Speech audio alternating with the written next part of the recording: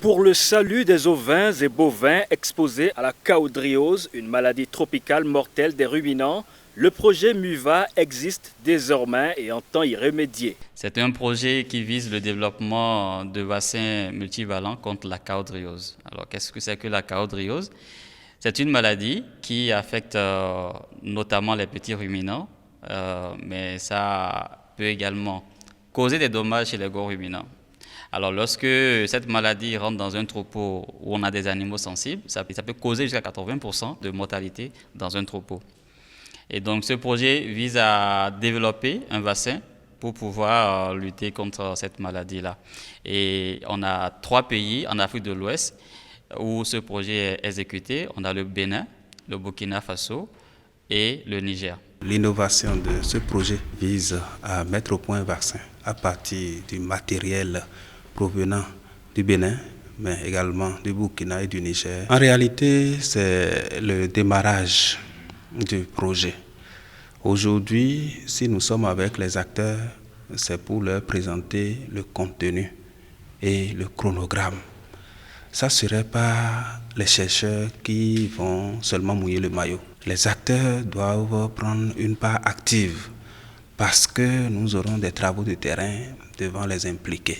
Après l'étape du Burkina Faso le 13 juin dernier, le moment est venu pour les éleveurs du Bénin de toucher du doigt le mal qui ronge leur cheptel et comment s'en prémunir. En dehors de la fièvre, vous avez d'autres symptômes qui apparaissent, comme la diarrhée par exemple, ça ils peuvent reconnaître la diarrhée, et des symptômes nerveux, comme le tournis, c'est-à-dire l'animal tourne en rond, il tombe et il fait des mouvements de pédalage, il y a des baves qui sortent de sa bouche. Donc ça, c'est des signes qu'on observe. Mais évidemment, lorsqu'on arrive à ces signes-là, là, il n'y a plus grand-chose à faire en fait. Au lieu de chercher à traiter, on veut trouver des moyens pour prévenir. Sincèrement, c'est une maladie qui embête tous les éleveurs et on perd chaque année un grand nombre. Et je pense même la direction de l'élevage est gênée par ça parce que chaque fois les gens posent des questions. Est-ce qu'on peut trouver un jour un remède pour cette maladie? Mais on ne peut que remercier la direction de l'élevage et les laboratoires qui se sont mis dedans. On connaît le problème qui suit avec la tétracycline. Tantôt il y a du bon, tantôt il y a du mauvais.